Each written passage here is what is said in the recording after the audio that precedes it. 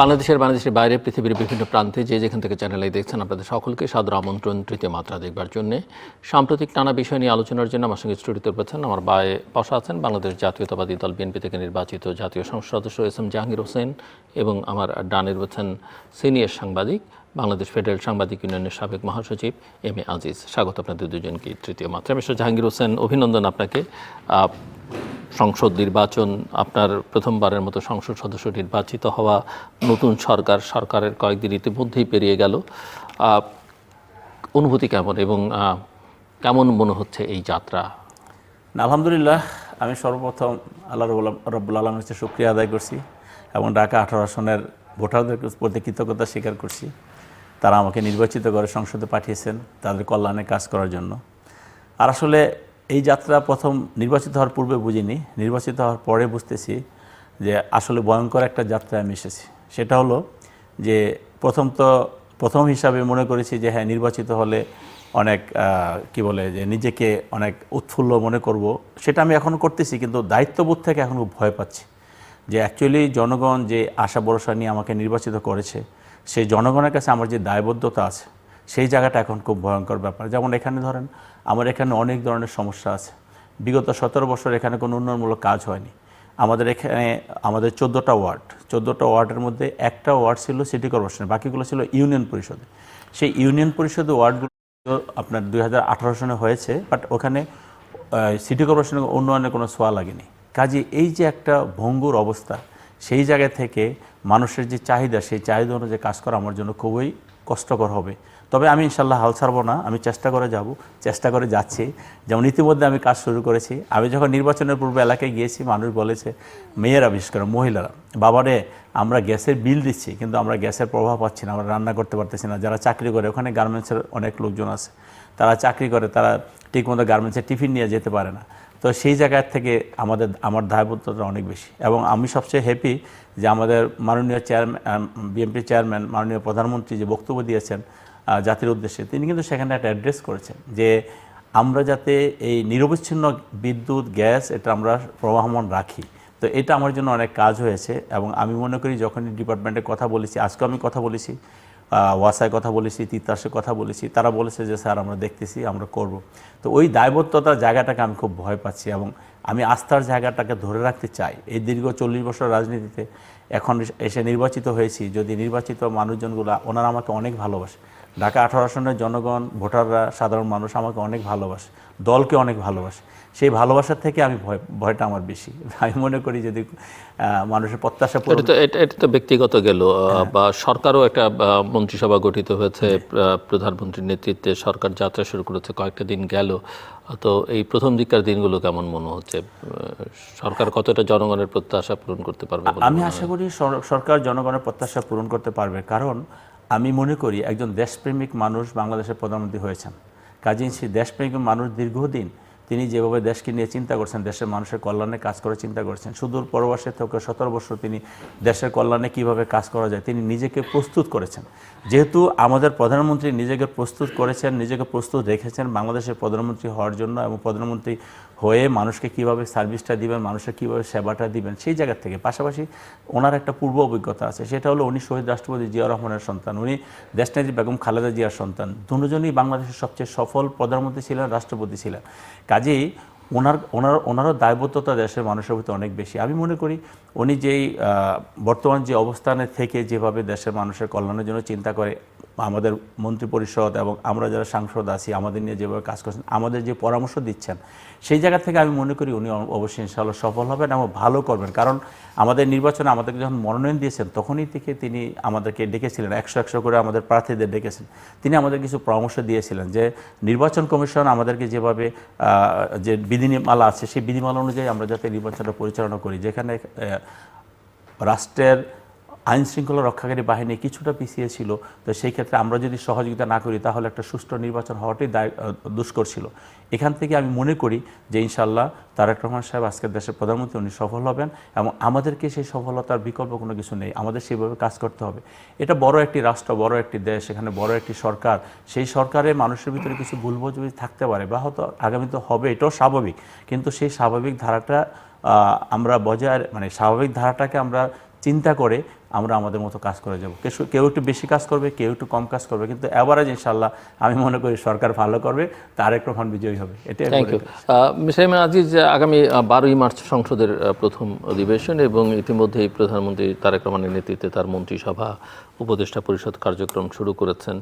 So সংসদের কাছে প্রত্যাশা আর সরকারের যাত্রা, প্রধানমন্ত্রীর এই নতুন যাত্রা কেমন দেখছেন আপনি? ধন্যবাদ। এখানে তো সংসদ তো বহুরূপী সংসদ আমার কাছে মনে হচ্ছে, কারণ এখানে জামাত, এনসিপি অর্থাৎ 11 দল বিরোধী দলে থাকবে। সুতরাং ওনারা তো অনেক কিছু বয়ান শোনাবে। এখন ওনারা সরকারি দল, ওনারা তো বয়ান শুনে অভ্যস্ত। এখন মূল বিষয়টা হচ্ছে গণভোট এবং সংস্কার পরিষদ, এই দুটো নিয়ে হাইকোর্টে রিটও আছে। ধরেন এক বিএনপি আপনার সংসদ সদস্য হিসেবে ভোট নিয়েছে, আর আপনার 11 দল কিন্তু গণপরিষদ এবং সংসদ সদস্য দুটোইতেই ভোট নিয়েছে। এখন প্রশ্ন উঠেছে যে দুইটা সনদ 11 দল থেকে বলা হচ্ছে গণভোট যে মানে না, সে তো আপনার অভ্যুত্থানের শক্তি, অভ্যুত্থানের আকাঙ্ক্ষাই মানে না। কিন্তু প্রশ্ন হচ্ছে যে ধরেন বিএনপি তো আপনার জাতীয় সনদ যেটা জুলাই জাতীয় সনদ যেটা বলা করা হয়েছিল, সেখানে কিন্তু জুলাই সনদটা আমার কাছে আনেন নেই, এখন আছে লেখা যে যেসব ইস্যুগুলোতে অর্থাৎ গঠনতন্ত্রের সাথে এই সংবিধানের সাথে সাংঘর্ষিক, সেখানে বিএনপি নোট অফ ডিসেন্ট দিয়েছে। শুধু বিএনপি না, আরও দলও দিয়েছে। তো সেখানে কিন্তু প্রত্যেকটাতে যেখানে নোট অফ ডিসেন্ট দেওয়া আছে, সেখানে লেখা আছে যে ধরেন যে অমুক দল এটাকে সমর্থন করেছে, অমুক দল এটা নোট অফ ডিসেন্ট দিয়েছে। তারপরে নোট দিয়েছে যে এই দলগুলি যদি কেউ আপনার নির্বাচনী ইশতেহারে উল্লেখপূর্বক জনগণের ম্যান্ডেট পায়, তাহলে তারা এটা করতে পারবে। তাহলে সেই ক্ষেত্রে ইশতেহারে যে বিএনপি যে ইশতেহার দিছে, তারেক রহমান সাহেব যে ইশতেহার দিল, সেই ইশতেহারে তাদের নোট অফ ডিসেন্ট যে জায়গায় দিয়েছে, সেসব জায়গা কিন্তু ইশতেহারে উল্লেখ আছে। সুতরাং তারা এটা স্বাভাবিক যে এরপরে আপনি দেখেন সালাউদ্দিন সাহেব বলছে যে আমরা জুলাই জাতীয় সনদ অক্ষরে অক্ষরে পালন করব, মানে বাস্তবায়ন করব। তো ঠিকই তো আছে, নোট অফ ডিসেন্ট জুলাই জাতীয় সনদ যা লেখা আছে, যেটাতে স্বাক্ষর করেছিল সব দল, সেটা তো তারা বিএনপি তার বাইরে যাচ্ছে না। কিন্তু এখন প্রশ্ন উঠছে যে একটা রিট হয়েছে হাইকোর্টে, তো এখন জুলাই সনদ যেটা জাতীয় সনদ, এটা অবৈধ এই হিসাবে রিট করেছে। এবং দুইটা যে ওত নিয়েছে, এই দুটা ওত নেওয়ার সাথে সাথে তাদের সংসদ সদস্য পদ চলে গেছে। এই দুটো আর্গুমেন্ট নিয়ে রিট করেছে। এখন ধরেন হাইকোর্ট কিন্তু মানে বিষয়বস্তু আছে, হাইকোর্ট কিন্তু বাতিল করে দিতে পারে, গণভোট বাতিল করে দিতে পারে। কারণ গণভোটটা টোটাল যদি ব্যবস্থাপনা দেখেন, গণভোটটা কিন্তু আমি বরাবরই আপনার এখানেও বলেছি, গণভোটটা পুরোপুরি অবৈধ। আদেশের মাধ্যমে 84টা সংস্কার প্রস্তাব ছিল, আস্তে আস্তে আনতে আনতে 4 দফায় নিয়ে আসছে, এবং সেটা প্রেসিডেন্টের আদেশ বলে সেটাকে আপনার জারি করা হয়েছে। সেখানে আপনার এইটা রাষ্ট্রপতি তো কোনো আদেশ জারি করতে পারে না সংবিধান থাকতে।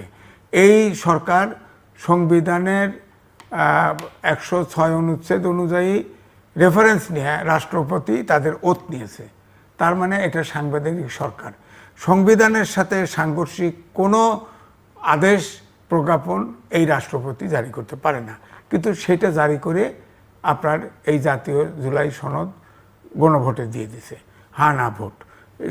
সেটার আর্গুমেন্টে নাই গেলাম। আপনি দেখেন ভোটের এমপি সংসদ নির্বাচনের যে ভোট, তার চাইতে বেশ কয়েক % বেশি হইতে হ্যাঁ না ভোট। তো এই ভোটটা আসলো কোথায়?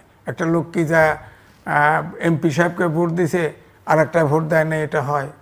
তারপরে দুটো যোগ ফলে তো মেলে না, হ্যাঁ না ভোটে তো মেলে না। হ্যাঁ না ভোটেও আবার অনেক কারচুপি আছে। আপনি হ্যাঁ লেখার সাথে নিচে বিরাট করে ডান পাশে টিক দেওয়া আছে, আবার না ভোট লেখে বিরাট করে ক্রস মারা আছে। তা আমি তো ভোট দিতে গিয়ে, এই যে এখনও দাগ আছে, ভোট দিতে গিয়ে জিজ্ঞেস করলাম যে আমাকে ব্যালট দিল যে আমি হ্যাঁ বা না কোথায় দেব, হ্যাঁ কয় এইভাবেই আছে, আপনি যেটা সুবিধা মনে করেন দেন। তো আমারটা কি বাতিল হয়েছে না আছে আমি তো জানি না। অর্থাৎ এখানে মানুষ মনস্তাত্ত্বিকভাবে টোটাল মেশিনারিজকে কিন্তু হ্যাঁ ভোটের পক্ষে লাগাই দিয়েছে, মানে ম্যানিপুলেট করা হচ্ছে। ম্যানিপুলেট করা হয়েছে, রীতিমতো ম্যানিপুলেট করা হয়েছে। তো এই জন্যে এখন আপনার কিন্তু গণভোট কিন্তু হানা ভোট, গণভোট যেটা জুলাই সনদ, এটা কিন্তু বাতিল হওয়ার সম্ভাবনা আছে। এখন বাতিল হওয়ার সাথে সাথে কিন্তু তারা আবার বলতেছে যে জুলাই সনদ যেহেতু সনদের যেহেতু ওত নেয় নাই, তাহলে এরা এই সরকার অবৈধ। কারণ জুলাই সনদে আছে 60 জনে কোরাম হবে। কি আজব কাণ্ড, 60 জনে কোরাম হয়। সংসদের কোরাম হয় 2/3 আর এটার কোরাম হয় আপনার 60%। তো এখন 11 দলের তো সিট আছে, তো 60, তারা আলাদা ডেকে করবো যে আমাদের কোরাম হয়েছে, সুতরাং বিএনপির এই সরকার অবৈধ বলে দিল, বা বিএনপি সংসদে গেল এরা আসলো না, বা হাইকোর্ট বলে দিল এই দুইটা সনদ দিচ্ছে এটা অবৈধ। তখন দেশটা যাবে কোথায়? এটা হলো আমার প্রশ্ন। এবং আমার কাছে আপনার সংবিধানের অনুচ্ছেদ উল্লেখ আছে, এইটা কিন্তু হাইকোর্ট যদি নিরপেক্ষভাবে জাজমেন্ট দেয়, তাহলে দুইটা ওত যারা নিয়েছে তাদেরটা কিন্তু বাতিল হয়ে যাবে, তাদেরটা থাকবে না। তখন কি দাঁড়াবে? তাহলে ধরেন সব দলই তো অভ্যুত্থানের শক্তি, এখন সবগুলো তো মিলেমিশেই সরকার মুখে তো বলতেছে, কেউ তো কাউকে ছাড় দিচ্ছে বলে মনে হয় না। স্নায়ু যুদ্ধ চলতেছে আমার কাছে মনে হয়, কেউ কাউকে ছাড় দিচ্ছে না, তার জায়গার থেকে সরতেছে না। কিন্তু এমনি কিন্তু এবারে ইলেকশনে খেয়াল করে দেখেন, একটি দলের অমক, একটি দলের তমক, নাম ধরে করে সমালোচনা, কিন্তু কোনোটাই বাদ রাখেনি, কোনোটাই বাদ রাখেনি। এখন আমি এক নেতার সাথে দেখা হইলো, সে আমার সাথে হ্যান্ডশেক করলো না, সে আমাকে চেনে, আগে দেখা হয়েছে কত, এমনটা আমার সাথে দেখা গেল। তা আমার কি যায়? আমি তো প্রফেশনাল, আমি তো কিছু চাইতে যাবো না কারো কাছে, চাইও নাই, এখন তো বয়স হয়েছে, কারো কাছে কিছু চাইনি, চাইতেও যাবো না। আচ্ছা এগুলি কি তাহলে, মানে কতটা মনের ভিতরে কতটা জিজ্ঞাসা আছে দেখেন, খেয়াল করে রাখেন। আমি টক শোতে হয়তো তার পছন্দ লাগে না কথা বলি, এই জন্য আমার সাথে হ্যান্ডশেক করলো না, এটাই আর কি। ধীরে ধীরে পরিবর্তন হবে নিশ্চয়ই। মিস্টার হোসেন, আপনি শুনছিলেন এবং আপনি বলছিলেন যে বিএনপি চেয়ারম্যান আপনাদের সঙ্গে, প্রার্থীদের সঙ্গে কথা বলেছিলেন এবং ইলেকশনের পরে সংসদীয় দলের সভায় আপনাদের সঙ্গে তিনি কথা বলেছেন। তো তিনি কি বার্তা দিলেন আপনাদেরকে ওই সংসদীয় দলের সভায়? তার বার্তা ছিল এরকম যে আমাদের প্রথম কথা হলো আমাদের সততার সাথে কাজ করতে হবে, যে দীর্ঘদিন মানুষ এই 17 বছর মানুষ যা দেখেছে তা যা তার পুনরাবৃত্তি না হয়, এটা হলো তার মূল বার্তা। পাশাপাশি আমাদের প্রথম দিনই সে একটি প্রস্তাবনা দিয়েছেন, সেটা আপনারা দেখেছেন। তারপর আমি একটু বলি যে আমি এখন দুটো প্রস্তাব দেব, আপনাদের যেটা ভালো লাগে সেটা আপনারা বলবেন। তিনি প্রথমে বললেন যে আমরা যে সংসদ নির্বাচিত হয়েছি, আমরা কোনোভাবে সরকার থেকে ট্যাক্স ফ্রি গাড়ি নেব না, আর আমরা সরকার থেকে যে জমি নেই বাড়ির জন্য সেই জমিটা নিব না। আমরা এক বাক্যে সবাই ঐক্যমত পোষণ করেছি, আমরা বলেছি হ্যাঁ আমরা সেটা করব না। তো এই যে একটা উদারতা, বা আমাদেরকে উনি প্রথমে একটা বার্তা দিয়ে দিয়েছেন যে আমরা যে অবস্থায় থেকে আন্দোলন সংগ্রাম করে আজকের পর্যায়ে এসেছি, মানুষ আমাদেরকে সহযোগিতা করছে, জনগণ আমাদের সহযোগিতা করছে। আমাদের যতটুকু চেষ্টা থাকবে সেটা জনগণের কল্যাণের চেষ্টাটা থাকে, নিজের কল্যাণের নয়।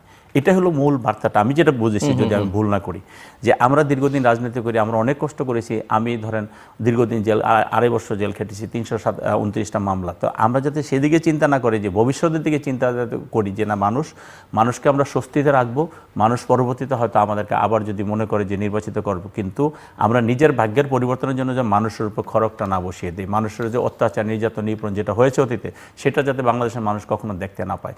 এবং একটি সরকারের বিরুদ্ধে জনগণকে যাতে ঐক্যবদ্ধ হয়ে তাদের বিরুদ্ধে আবার মাঠে নামতে না হয়, তাদেরকে হটানোর জন্য।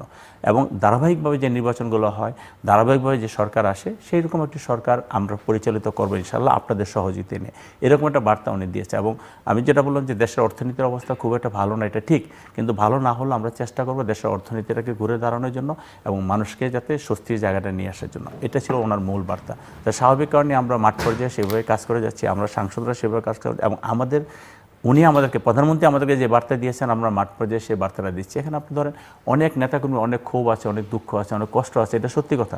কারণ দীর্ঘদিন তারা যে অন্যায় অত্যাচারের শিকার হয়েছে, যখন সেই অন্যার জায়গা থেকে বেরিয়ে এসে আপনি যখন একটু পাওয়ারফুল হবেন, আপনি কিন্তু সেই মনোবাসনাটা আসবে যে আমাকে যে অত্যাচারিত করেছে, আমাকে যে নির্যাতন নিপীড়ন করেছে, আমরা সেটা রিভেঞ্জ নিব।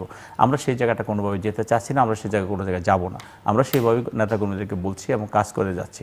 তো আমি আশা করি যে মানুষ যে হোপ নিয়ে আমাদেরকে নির্বাচিত করেছে সেটা আমরা বিশ্বস্ততার সাথে সেটা আমরা পূরণ করতে পারবো, মানুষের আস্থার জায়গায় আমরা থাকতে পারবো। এমনি সরকার বেশ কিছু অগ্রাধিকার কাজে নির্ধারণ করেছে, তো এই অগ্রাধিকারগুলোর ক্ষেত্রে আপনাদের সেগুলোকে ইমপ্লিমেন্ট করবার জন্য কোনো দিক নির্দেশনা দেওয়া আছে? আমাদের এখন ওইভাবে মানে অফিসিয়ালি কোনো দিক নির্দেশনা দেয় নাই, কিন্তু আমরা ওনাদের দিক নির্দেশনা পেয়ে গেছি। সেই অগ্রাধিকার ভিত্তিতে যে কাজগুলো আছে সেগুলো আমাদের করার জন্য বলেছে, আমরা সেভাবে। এবং অনেস্টলি আমি বলি যে আমি যখন 6 তারিখে জেল থেকে বেরিয়েছি তারপর থেকে কিন্তু আমি এই কাজগুলো নিয়ে আমি সক্রিয় ছিলাম। ধরুন লোকালি মাদকের ব্যাপারে সক্রিয় ছিলাম, যানজটের ব্যাপারে সক্রিয় ছিলাম, এই যে সেবামূলক যে কর্মকাণ্ডগুলো ছিল আমাদের, যেহেতু আমরা মানুষের একটা ধারণা, যেহেতু দল হিসাবে বড় দল, আমাদের কাছে মানুষ এসে তাদের কমপ্লেনের কথা বলেছে, আমরা চেষ্টা করেছিলাম তখন থেকে সেই কমপ্লেনগুলো নিয়ে কাজ করার জন্য। তো যার কারণে ওই জিনিসগুলো কিন্তু অগ্রাধিকার পেয়েছে বা ওই জিনিসগুলো অগ্রাধিকার পাচ্ছে জনগণের কাছে এবং আমাদের কাছে। তো আমরা স্বাভাবিকভাবে ওইগুলো নিয়ে কাজ করে যাচ্ছি। তা হয়তো এখন রোজার সময় বা সংসদ এখনও পার্লামেন্ট বসেনি, পার্লামেন্ট বসার পরে আমরা হয়তো সেই কাজগুলো নিয়ে আরও ভালোভাবে ব্যাপকভাবে আমরা সেটা কার্যক্রম পরিচালনা করতে পারবো। এবং সরকারের যে ডিরেক্টলি যে নির্দেশনাটা থাকবে সেই নির্দেশনাটা আমাদের দেওয়া হলে আমরা তখন এটা নিয়ে এগিয়ে যাবো আর কি, আশা করি।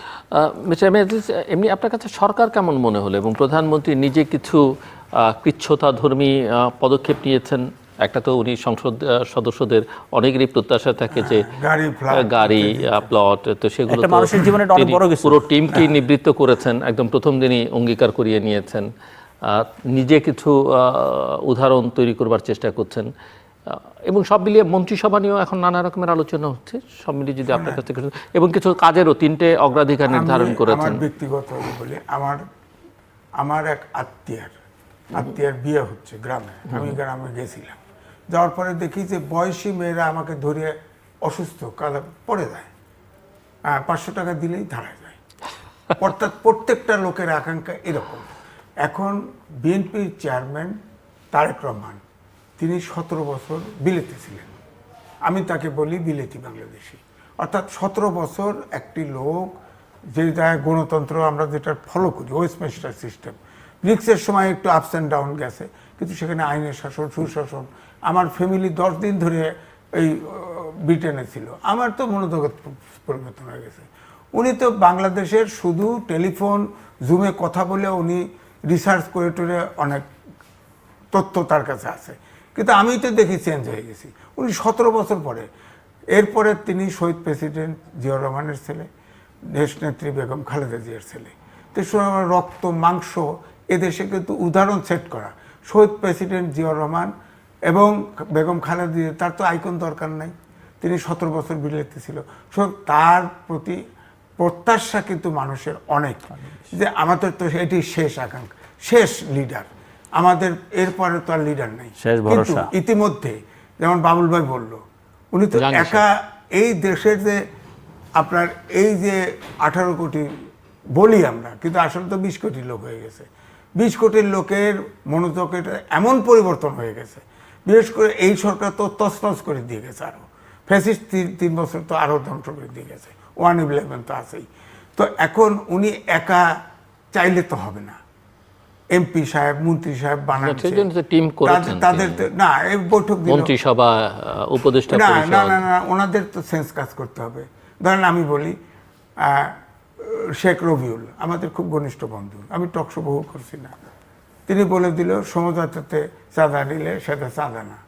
হ্যাঁ, তাহলে এইটার সাথে সাথে রিয়াকশানটা হয়েছে, সাথে সাথে আমি বলছি, আমি বনশ্রী এ ব্লকে থাকি, ওখানে ছাত্র দল, যুব দলের ছেলেরা দোকান ব্যবসা করে, দোকান। হ্যাঁ, আগে তারা বঞ্চিত ছিল, চাঁদা নেই, আমাকে সবাই চেনে, আমি গেছি, ভাই চাঁদাবাজি দিন নিয়েন না, না করি না, আমরা কাউকে করতে দিই না, জিজ্ঞেস করেন কেউ করে না। এই কথা বলার পরে আমাকে জিজ্ঞেস করে, তাহলে তো সমঝোতা করে খাইলে এটা ধরবে কেন, আমরা বঞ্চিত হবো কেন বলেন, এক কথা। তারপরে আমার বক্তব্য হলো, তাকে 5টা মন্ত্রণালয় দেওয়া হয়েছে। আমি চাঁদাবাজি যদি অ্যাকশনটা কিন্তু মানুষ দেখতে চায়, তিনি 5টা মন্ত্রণালয় আছে, সেখান থেকে 2টা মন্ত্রণালয়, অর্থাৎ তিনি সড়ক মন্ত্রণালয়, এইটুকু কইছে তো যে মালিক চলে, আমি প্রেস ক্লাবে চাঁদা দিই না। আমার কর্মচারীর বেতনের জন্য কি প্রেস ক্লাব ভাড়া দিয়ে চাঁদা দেই? আমি চাঁদা দিই তো।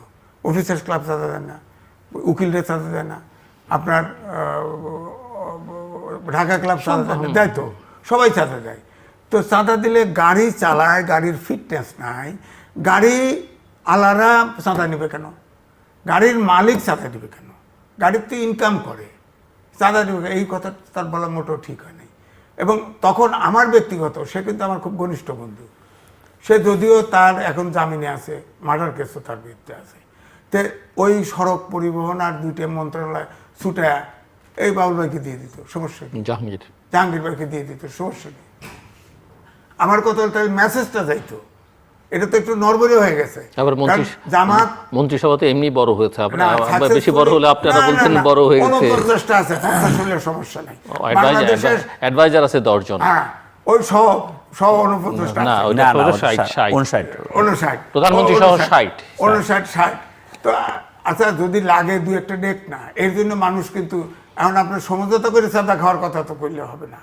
আপনি ধরেন এই যে খলিলুর রহমান আজ পর্যন্ত পরিষ্কার না, বিএনপির মতো এত বড় দল নেতায় গজগিজ করে, তাকে পররাষ্ট্র মন্ত্রণালয়ে দেওয়া হয়েছে। কেন দিল এটা তো জনগণের কাছে ক্লিয়ার না। সেও তো খুনের আসামি, আপনি জানেন তো বোধহয় যে সে তত্ত্বাবধায়ক সরকারের প্রধান হাবিবুর রহমানের ছিল, লতিফুর রহমানের পিএস ছিলেন। ওই সময়ে পরকীয়ার কারণে একজনের অফিসারের স্বামী তার স্ত্রীকে গুলি করে মারি ফেলে, তারপরে সে আত্মহত্যা করে। তাকে আনার দরকার ছিল। বিএনপিতে লোকের অভাব নেই। তো এগুলো তো বলতে হবে, একটা লোককে কেন বানাইলেন আজ পর্যন্ত ক্লিয়ার হতে পারলাম না। আমি একটু ডিসস্যাটিসফাইড যে বিএনপি এত এক্সপিরিয়েন্স লোক আছে, অনেকে মন্ত্রী ছিল, অনেকে এই যে ওনারা তরুণরা এসে ভুয়ে বাইরে তরুণরা আসছে, ওনারা তো লেগ ওয়ার্ক করতে পারে, দৌড়াইতে পারবে, লাফাইতে পারবে। ওনাদের যদি বলে দেয় এই কথাটা করো, এই কথাটাই করবে, কিন্তু পাকনারা করবে না। পাকনারা নিজেদের বুদ্ধি খাটাবে, এত দরকার নাই তো বুদ্ধি। তারেক রহমানের মাথায় অনেক বুদ্ধি আছে, 17 বছরের গণতন্ত্রের ট্রেনিং আছে, তার বাপ আইকন আছে, তার মা আইকন আছে, আর দরকার নেই বুদ্ধি যথেষ্ট আছে। কিন্তু কথাটা শুনবে যে তিনি আপনার ক্যাবিনেটে থাকতে হবে। তো ক্যাবিনেটে তো আমি বললাম যে দুটো গড়বড় হয়ে গেল। তো এটা তো আপনার এত বড় মন্ত্রিসভার 2-4টা তো একটু এদিক সেদিক হতে পারে, সব কথা তো সবসময় বলাও যায় না নিশ্চয়ই। আর কোন প্রেক্ষাপটে কোন কথা বলছে সেটাও একটা ব্যাপার আর কি। না, কোন কথা বলে বসার পরে আমার কথা হচ্ছে যে সে সবচেয়ে বড় মন্ত্রী, কিন্তু সে সাইজের সবচেয়ে ছোট, কিন্তু সবচেয়ে বড় 5টা মন্ত্রণালয়ের দায়িত্বে। তাকে হুশ করে কথা হইতে পারে না, কোন কথাটা কি যাবে। হয়তো মালিক, শ্রমিক এবং আপনার রাস্তা। আর আবার এনি সাহেব বলছে, পানি সম্পদ মন্ত্রী, হ্যাঁ, সে বলছে রাস্তাঘাটে কোনো চাঁদাবাজি হবে না। তাহলে কারটা ঠিক? ওনার তো দায়িত্ব না, উনি পানি মন্ত্রী, উনি কয়ে দিল, তার কাউন্টার দিয়ে দিল না। কিন্তু চাঁদাবাজি সমস্যাতে প্রত্যেক এমপিরই বলতে হবে, সবাইকে বলা আছে। না, তা বলছি না। নিজে আপনার উদাহরণ এটার কাউন্টারটা আসলো তো আপনার ওই আপনার কি এনিওয়ে তো সরকার একটা পার্ট, হ্যাঁ, অসুবিধা কি না, শেখ রবিউল, তাহলে সে যেটা বলছে তার কাউন্টারটা আসলো এনির কাছ থেকে। হ্যাঁ, আমার কথা হচ্ছে যে তিনি কথা বলতে পারেন না, মন্ত্রী কথা বলতে পারতে হবে, আমার কোনো কথা নাই। কারণ মন্ত্রীদের কথা বলতে হবে, আমার কথা মন্ত্রী সংসদের কথা না বললে কে বলবে? 71-এর স্বাধীনতা, 90-এর আন্দোলন, 24-এর অভ্যুত্থান, আমরা যারা প্রবীণ আমাদের প্রত্যাশা পূরণ হয়নি। সুতরাং আমরা যারা এখন এই 17 বছর পরে এই বিএনপি ক্ষমতায় আছে, কারণ ভুল আমরা সহ্য করতে রাজি না। ভুল তো হবে, ভুল করা যাবে না, ভুল করলে সরে হ্যাঁ সেটা বলবেন, ভুল করার ভুল করলে সরে। এখন দেশে গণতন্ত্র, আইনের শাসন, সুশাসন আসতে হবে। Thank you. জাহাঙ্গীর হোসেন, আপনি বলতে চাইছিলেন? না, আমি বলছি যে আমরা চেষ্টা করবো যাতে ভুল কম করা যায়, ভুল কম হয়, মানুষ মাত্রই ভুল হয় না, আমরা চেষ্টা করবো যাতে ভুল কম হয়। সো আপনি একজন জনপ্রতিনিধি হিসেবে বা দলের একজন নেতা হিসেবে কি ধরনের চ্যালেঞ্জ দেখেন সরকারের সামনের দিনগুলোতে? এবং মানুষের তো প্রত্যাশা অনেক, যে প্রত্যাশার কারণে মিস্টার আজিজ সহানুভূতিশীল হয়েও আসলে এবং উনি নিজেই বলছেন যার সমালোচনা করলেন তিনি তার অত্যন্ত ঘনিষ্ঠ বন্ধু। হ্যাঁ, ওটা রবিউল ভাই তো অনেক ইয়ে করে, টকশো করে, ওনাদের সাথে অনেক টকশো করেছে। তো যাই হোক, চ্যালেঞ্জ বলতে তো ধরেন চ্যালেঞ্জ তো অনেক রকমই আছে, থাকবে না যে তা না, যে অর্থনীতির একটা চ্যালেঞ্জ, বিরাট একটা চ্যালেঞ্জ, এবং কর্মসংস্থানের একটা বিরাট চ্যালেঞ্জ রয়ে গেছে। আমাদের নেতা জনাব তারেক রহমান সাহেব বলেছেন, আজকে প্রধানমন্ত্রী, তিনি বলেছেন যে আমরা 6 মাসের মধ্যে এমন একটি কর্মযজ্ঞ করবো যাতে মানুষের কর্মসংস্থানের কিছু ব্যবস্থা হয়। এই ব্যবস্থাগুলো আমাদের করতে হবে এবং সবগুলো নির্ভরশীল অর্থনীতির উপরে। তো যার কারণে আমাদের এই চ্যালেঞ্জগুলো নিতে হবে, কারণ দীর্ঘ এই 17 বছরে মানুষের কর্মসংস্থানের ব্যবস্থা হয়নি। এখানে আপনি দেখেন, আমরা অনেকেই এখানে সার্টিফিকেট বিক্রি করেছি, এডুকেশনের অবস্থাটা কোথায় গিয়েছে? অনেকে সার্টিফিকেট পেয়েছে, কিন্তু সেই সার্টিফিকেট পেয়ে সে বড় হয়ে গেছে, হ্যাঁ, কিন্তু লেখাপড়া শিখে নাই, লেখাপড়া শিখে নাই, পাশাপাশি একটা লেখাপড়ার সার্টিফিকেট পাওয়ার পরেও সে যে একটু কর্ম করা দরকার, সে কাজকর্মটা পায় না। এগুলো তো অনেক বড় চ্যালেঞ্জ অবশ্যই আছে। পাশাপাশি দেখেন, আমরা যাদের বিরুদ্ধে আজকে যারা সংসদে আছে বা যারা রাজপথে থাকে বা আছে, তারা কিন্তু বিভিন্ন রকম রিউমারে এবং তারা কিন্তু ফেক অনেক ঘটনাগুলো আগে আনার জন্য অনেক পারদর্শী। এই নির্বাচনের সময় আপনারা দেখেছেন এবং এর পূর্বে আপনারা দেখেছেন। তো সেই জায়গাগুলো আমাদের অনেক সোশ্যাল মিডিয়া থেকে শুরু করে অন্যান্য যে সমস্ত জায়গাগুলো আছে, আমাদের খুব সিরিয়াসলি এগুলো অ্যাড্রেস করে রাখতে হবে। তা না হলে তারা যেভাবে ফেক নিউজ দেওয়ার জন্য পারদর্শী, সেটা আমাদের জন্য অনেক কষ্টকর হয়ে যাবে। এবং তারা রিউমার, ফেক নিউজ, এই সমস্ত জিনিসগুলো নিয়ে তারা থাকে, আমাদের প্রতিপক্ষ যারা আছে। তো যার কারণে সেই জায়গাগুলো আমাদের চ্যালেঞ্জের সাথে মোকাবিলা করতে হবে। এবং তারা ওই ভোট বাহিনী বলে, যেটা আমরা যখন একটা রিয়াকশান দিই এক জায়গায়, তার কোথা থেকে কীভাবে সেই জায়গাগুলো তারা ঢুকে আমাদের ফেসবুকে তারা ঢুকে তারা অনেক কিছু করে ফেলে বা করতে পারে, আমরা দেখেছি যেটা নির্বাচনের পূর্বে বা নির্বাচনের সময়। তো যার কারণে চ্যালেঞ্জের আর শেষ নাই। ভাই বললেন যে 18 কোটি মানুষ না 20 কোটি মানুষ, 20 কোটি মানুষের কে নিয়ে আজকে একটা ভালো জায়গায় যাওয়ার জন্য আমাদের অনেক চ্যালেঞ্জ নিতে হবে। এবং সেই জায়গাটা আমি আশা করি যে জনগণ যেহেতু আন্দোলন সংগ্রাম করে একটি সরকার এনেছে এবং নিজেদের ভোট দিয়ে একটি সরকার এনেছে, জনগণ আমাদেরকে সহযোগিতা করবে। জনগণ আমাদের যত বেশি সহযোগিতা করবে, আমাদের চ্যালেঞ্জটা মোকাবেলা করতে আমাদের জন্য তত ইজি হবে আমি মনে করি। এবং প্রতিটা জায়গায় আমি দেখেছি মানুষের এখনও হয়তো সময় বেশি যায়নি, কিন্তু এখনও মানুষের সেই মোটিভটা আছে যে না, আমরা সরকারকে সহযোগিতা করবো। আমি যাকে নির্বাচিত করেছি সেই নির্বাচিত প্রতিনিধিকে আমি সহযোগিতা করবো। আমরা যখন রাস্তায় যাই, আমরা যখন মাঠে যাই, তখন একটা কথাই বলে, বাবা আমরা আছি তোমাদের সাথে, তোমাদের কিন্তু সফল হতে হবে। এই যে কথাটা, এটা আমাদের অনেক বড় শক্তি যোগায়, এটা অনেক শক্তি যোগাবে। ধরেন আমরা যখন মার্কেট সার্ভে করতে যাই, যখন দেখি আমরা রমজান এসেছে, এখানে দ্রব্যমূল্যের ঊর্ধ্বগতির একটা ব্যাপার আছে, আমরা যখন বিভিন্ন জায়গায় একটু কথা বলি বা চাঁদাবাজির ব্যাপারটা যখন আমরা কথা বলি, তখন থেকে মানুষ খুব কনসিয়াসলি আমাদের সামনে আসে এবং কথা বলে। এই যে মানুষ কথা বলতে শুরু করেছে, মানুষ যে প্রতিবাদী হয়েছে, এই প্রতিবাদী মানুষগুলো আমাদের জন্য আগামীতে সম্পদ হয়ে দাঁড়াবে ইনশাআল্লাহ, এটা আমি বিশ্বাস করি। এবং তারা চেষ্টা করবে যে যাদেরকে তারা নির্বাচিত করেছে তাদেরকে টিকিয়ে রাখার জন্য, অর্থাৎ যাদেরকে নির্বাচিত করেছে তারা ভালো কাজ করবে এবং সেই ভালো কাজের বিরুদ্ধে যারা তাদের অপবাদ দিবে বা তাদের বিরুদ্ধে তারা বিরুদ্ধাচারণ করবে, তাদেরকে টিকিয়ে রাখার জন্য আমাদের সাধারণ জনগণ মাঠে থাকবে এবং আমাদের পক্ষে কাজ করবে। সাধারণ এমনিতেই যে এরকম কোনো মেসেজ আপনারা পেয়েছেন যে সমালোচনা, ভিন্ন মত, এই যে মিস্টার আজিজ সমালোচনা করলেন, যে সামনে বসে সমালোচনা শোনা এবং সেটা সহ্য করা এবং নিজেদের কারেকশন করা? কারণ এটা তো স্বাভাবিক, বাংলাদেশের ইতিহাসে তো আমরা অনেক সময় দেখেছি যে সমালোচকদের শত্রু ভাবা হয় এবং ভেবে তাদেরকে নানাভাবে হেনস্থা করা হয়। আমার মনে হয় পজিটিভ সমালোচনা সবারই নেওয়া উচিত। পজিটিভ নেগেটিভ সেটা তো আপনার কাছে, যিনি সমালোচনা করছেন তিনি হয়তো মনে করছেন তারটি পজিটিভ। হ্যাঁ, সবারই করা উচিত। ধরেন আমি যদি একটা খারাপ কাজ করি আর সেটা যদি আমার প্রতিপক্ষ থেকে একটা আসে, একটা তো ধরেন প্রতিপক্ষ রাজনৈতিক দল, আরেকটা হচ্ছে সিভিল সোসাইটি, মিডিয়া, এটা হলো আরেকটা। হ্যাঁ, এটা আমার মনে হয় আমাদের সেই নেওয়ার জায়গাটা আমরা এসেছি, আমাদের সবাইকে নিতে হবে। আমি যেটা করব সবাই যে পজিটিভ হবে তা কিন্তু না, সবাই যে দেশের জন্য কল্যাণকর হবে তা কিন্তু না। কিন্তু আমি যদি কোন জায়গায় কোনো সমস্যায় পড়ি বা সমস্যার কথাটা করি, এটা যদি আমি সিভিল সোসাইটি বা একজন সিনিয়র সিটিজেনের কাছ থেকে আমি সেটা যদি পরামর্শ পাই, বা উনি যদি আমার কোনো বক্তব্যের প্রতিবাদ করে বা আমার বক্তব্য সমালোচনা করে, আমার মনে হয় সেটা আমার শিক্ষা নেওয়া উচিত এবং সেখান থেকে আমাকে শুধরানো উচিত। আমার শুধরানোর সে সুযোগটা আসবে। আমি যদি আপনার কথা না শুনি, তাহলে সে শুধরানোর জায়গাটা আমি পাবো না। আমার সেই জায়গাটা, সেই অ্যাক্সেসটা প্রতিটা মানুষকে দেওয়া উচিত। যদি আমরা দিই তাহলে আমরা ভালো করব এবং আমার মনে হয় সেটা আমরা করব। আর ভাই বারবার যে একটা কথা বলেছে যে বর্তমান যে প্রধানমন্ত্রী তারেক রহমান সাহেব, উনি 17 বছর যে লন্ডনে থেকেছেন, সেই কালচারে তিনি এই 17 বছর বড় হয়েছেন এবং তিনি সেটাতে অভ্যস্ত হয়ে গিয়েছেন, নিজে অভ্যস্ত হয়েছেন, আমাদেরকে অভ্যস্ত করেছেন এবং করবেন। কারণ গণতন্ত্রের সবচেয়ে সুন্দর একটা দিক হলো সহনশীলতা। আমরা যদি সেই সহনশীল জায়গায় থাকি আমরা অনেক কিছু শিখতে পারবো, অনেক কিছু করতে পারবো, এবং মানুষের জন্য কল্যাণকর যে কাজগুলো আপনার আমার সকলের পরামর্শ নিয়ে সেই কাজগুলো আমাদের করতে হবে। এই যে আমাদের বিরুদ্ধচারণ করা, এটাও সেই পরামর্শের একটা কাজ। কারণ আপনি যদি আমাকে একটা পজিটিভ সমালোচনা করেন বা নেগেটিভ সমালোচনা করেন, সেইখান থেকে যদি আমি শেখার চেষ্টা করি সেটা জনগণের জন্য পজিটিভ হবে, এটাই আমি মনে করি। না, এখন ধরেন 54 বছর দেশ স্বাধীন আছে, মানুষ কিন্তু যত যাই বলেন ইনডাইরেক্ট চাঁদাবাজও আছে, ডাইরেক্ট চাঁদাবাজও আছে। মানুষ কিন্তু মানসিকভাবে দুর্নীতিগ্রস্ত হয়ে গেছে, এটাকে তো ফিরিয়ে নিতে হবে। আমরা তো ছোটবেলায় দুর্নীতিবাজ দেখলে মন থেকে ঘৃণা হতো, এখন হয় না, এখন তো হয় না। কারণ উনি প্রার্থী হয়েছিল, জিজ্ঞেস করে দেখেন যে লোকটা একদমই সাধারণ, যে নারীটি, সেও মনে করে ওনার কাছে টাকা নেওয়ার তার অধিকার আছে, এটাও যে ইনডাইরেক্টলি চাঁদাবাজ এটা সে বোঝে না। অর্থাৎ মানুষের মনোজগৎ এমন পরিবর্তন করে ফেলছে। কিন্তু আমি দুটো কে করলো পরিবর্তন? রাজনীতিবিদরা করেছে। রাজনীতির দেশের গণতন্ত্র, আইনের শাসন, সুশাসন নাই, এই জন্যই অবস্থা তৈরি হয়েছে। আর দেশ আস্তে আস্তে আস্তে আস্তে দেখেন অনেক সূচকে এগোচ্ছে, রাজনৈতিক সূচকে পিছাচ্ছে।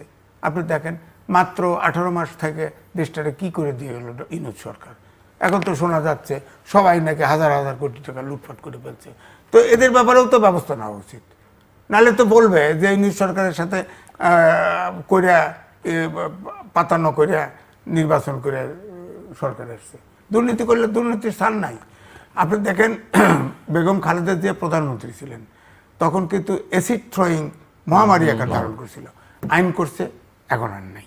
আপনি দেখেন অপারেশন ক্লিন হার্ট, উনি সরকারে থাকার সময় সন্ত্রাস দেশে এসও বেড়ে গেছিল, তখন সরকারের ছেলেমেয়েরা কিন্তু একটু মাস্তানি সরকারি দলের যেমন যুব দল, ছাত্র দলের ছেলেরাই বেশি মারা গেছে।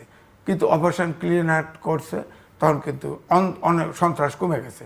সুতরাং এখন আমার কাছে মনে হচ্ছে যতই বলেন চাঁদাবাজ, সন্ত্রাস এবং আপনার দুর্নীতির বিরুদ্ধে আইন হওয়া উচিত। অনেক দেশে আইন আছে, ক্যাপিটাল পানিশমেন্ট দিয়ে দেখেন দুর্নীতি করতে ভয় পাবে। এখন তো বলে টাকা কোনো মতে পাচার করে দিলে পাচার হয়ে যাচ্ছে, হ্যাঁ, পাচার করে দিলে তো আমি নিরাপদ হয়ে গেলাম।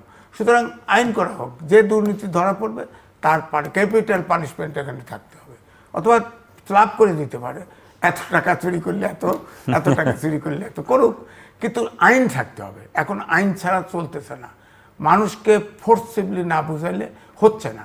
এমনি আপনার তারেক রহমান সবাইকে ওনাদেরকে অ্যাডভাইস করে দেশ ঠিক করতে পারবে না। এই দেশের মানুষের অবস্থা এখন, আমি এক কথায় শুধু বলবো যে আমাদের এই দেশে এইবারে, আমি আগেও বলেছি, এই বছরেরই শেষে 3.5% জিডিপি গ্রোথ হবে। এই সরকার এই অবস্থায় নিয়ে আসছে। অর্থাৎ ওনারা তো এখনও দুর্ভিক্ষ ফেস করে নেই, দেশে তো দুর্ভিক্ষ হবে। এখন তো বাজার একটু বাড়ছে দেখলে হবে না, একটু চাঁদাবাজি অল্প হইতেছে তাতে হবে না। তো কালকেও মারা গেছে একজন, চাঁদাবাজি মেরে ফেলেছে। তো এই জন্যে দেশটার অর্থনীতি তছনছ হয়ে গেছে।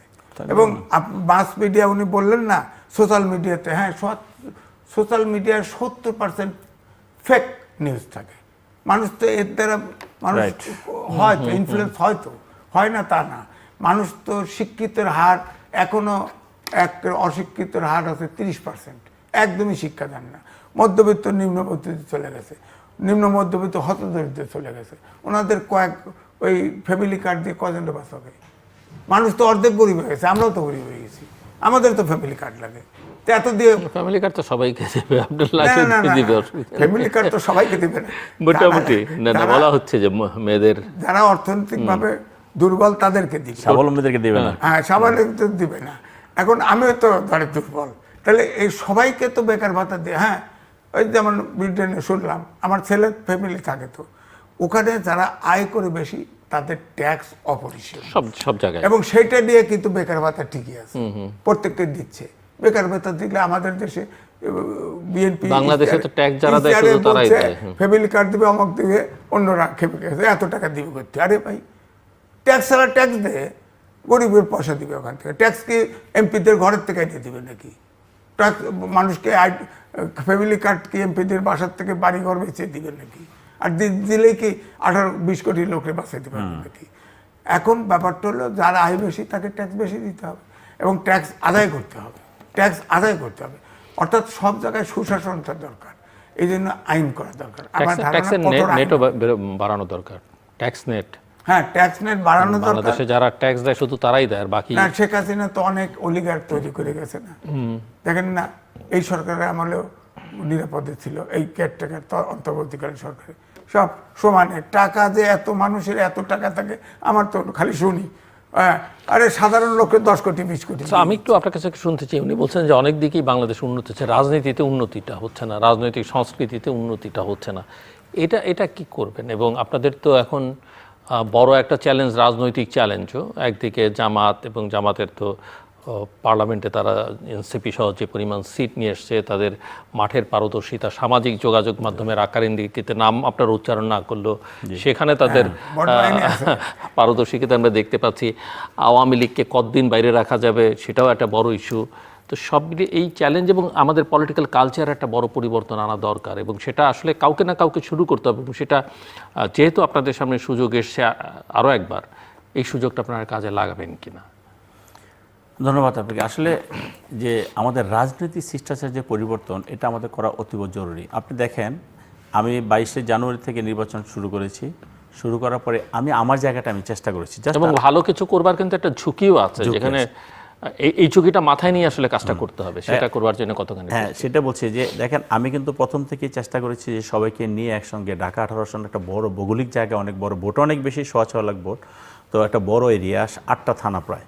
তো সেখানে আমি যখনই কোনো প্রোগ্রাম করেছি, আমি যখন ওদেরকে আমি দেখেছি বা অন্যান্য বিরোধী প্রার্থীদেরকে আমি দেখেছি, আমি চেষ্টা করেছি ওদেরকে রিস্ক করার জন্য, ওদেরকে ধরা মানে ওদের সাথে কথা বলার জন্য। আমি একদিন ম্যাডামের জন্য একটা প্রোগ্রাম করতেছি, এর ভিতরে এনসিপির যে প্রার্থী উনি যেতেছিলেন ওখান দিয়ে হেঁটে, তখন আমি তাকে ডাক দিয়ে আমার স্টেজে নিয়ে আসলাম। আমি বললাম, তুমি বক্তব্য দাও। আমি একদম স্টেডিয়ামে বললাম, তুমি আসছো, তুমি বক্তব্য দিয়ে যাও। সে বক্তব্য দিল, ম্যাডামের জন্য দোয়া চাইলো।